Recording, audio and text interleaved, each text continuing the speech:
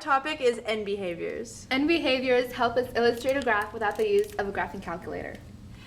There are two types of end behaviors, odd and even. For an odd graph, the exponent usually dictates the shape of it. For example, x to the power of 1 is a straight line. However, the end behavior, when x is going to negative infinity, y is going to negative infinity. When x is going to infinity, y is also going to infinity. The same is true for x cubed, which has the same end behavior. And for the same is true for each odd exponent.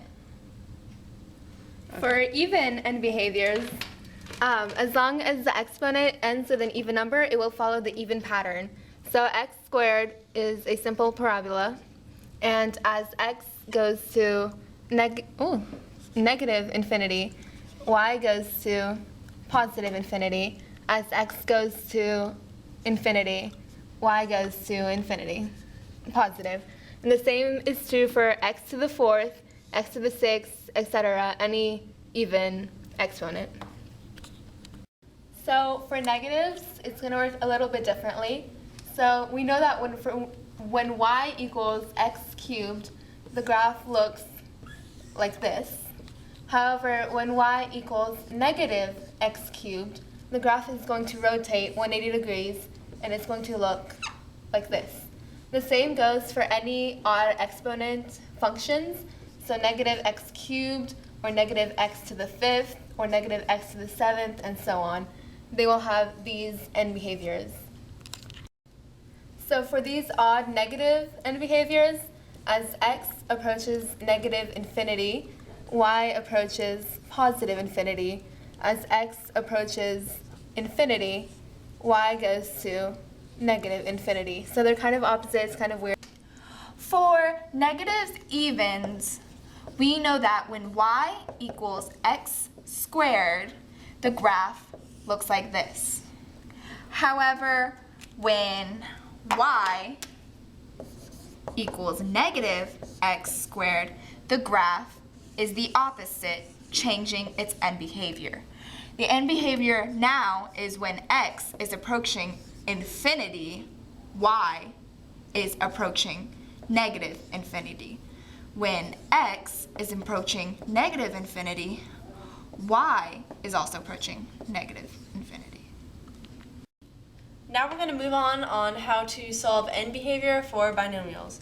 One example would be if you have x cubed plus x squared, and you would have to factor it out to x squared and then in parentheses x plus 1. So if you add up the exponents, 2, and there would be a 1 here, the exponents add up to 3, which is odd, so the end behavior would look something like this. Another example of solving end behavior for binomials is y equals negative x squared minus 1.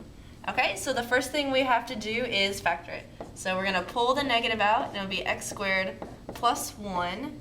And since it is a negative sign, and then we have the x squared right here, the graph, or the endpoints of the graph, it would be flipped over the x-axis, so it would end up looking something like this with the graph in the middle.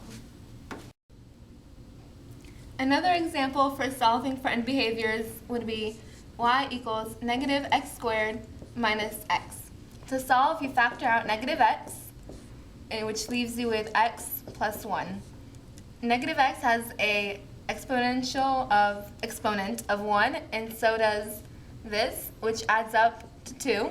So you know it's going to be even, and even functions have, but you can't forget about the negative sign, so the end behaviors are going to be that way.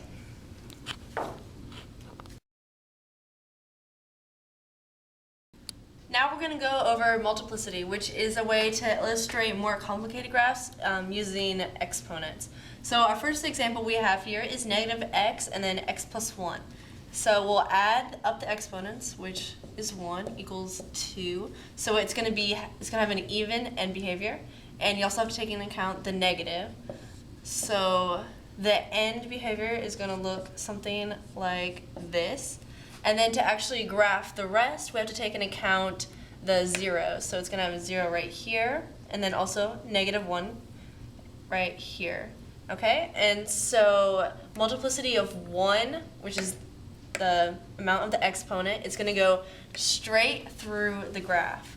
So we're going to go up here, go all the way through, and then curve back down and keep going all the way through. And that is how you do a multiplicity of 1. Now we're going to do a multiplicity of 2 example, which is a little bit different. So we start out with this equation, y equals x cubed minus 4x squared plus 4x. So first we're going to have to factor. So we take out an x and we get x squared minus 4x plus 4.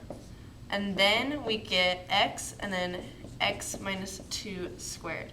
To graph this, first we're going to have to start out by graphing the zeros, which will be, we got 1 at 0, and then to balance this out, we got 1 at 2 right here. Okay? And so because this has an exponent of 1, it is going to go straight through. And these add up to equal 3, so we know it's an odd graph. And since this is positive, it's going to start over here and then end up somewhere over here. Okay, so we go right through this 0, and then because this is an exponent of 2, it's actually going to bounce when we get to the 0.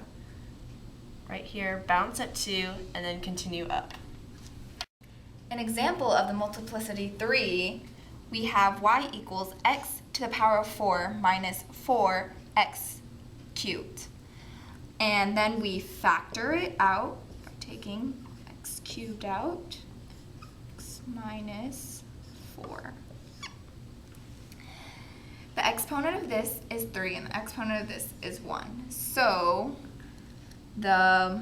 when you make a graph, the 0 would be at 0 and the other 0 will be at 4. And the graph will be even because the exponents added together equals 4.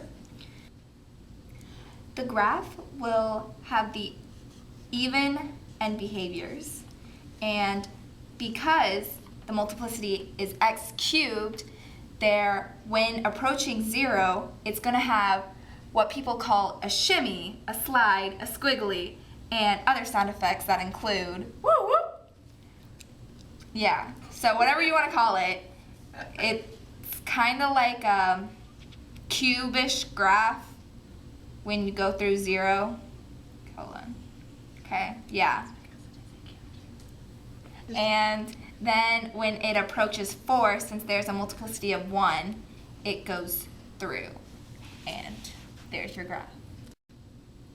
The shape of the multiplicity of 3 could also have been the same if the multiplicity or the exponent was 5, 7, 9, or any like odd integer for the exponent. Okay, now we have a more complex equation. So still the first thing you're going to do is to factor it. So grouping it just one at a time, over here you can take out x to the 5th, which leaves you with x plus 3. Over here you can factor that into x minus 1 squared. That leaves you with no exponents inside the parentheses, which is always going to be your goal. So next we graph the zeros. This is going to start at the origin, -3, +1, and that's it. When you add up the exponents, you get a total of 8. That's even, it's positive, the end behaviors are going to be this way. You start going down, the first one you hit is -3. -3 has a multiplicity of 1, so you're going to go straight through. Then you get to 0, this is an odd multiplicity of 5, so you're going to do the squiggly, as I call it. Approaching 1, it has a multiplicity of 2, so you're going to bounce and continue upwards, up, and away. just to review the end behaviors for this kind of graph, as x approaches negative infinity, y approaches positive infinity.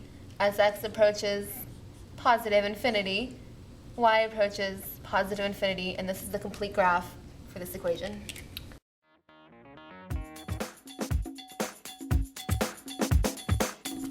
Alright, so now that we have this big ass, oh, we can't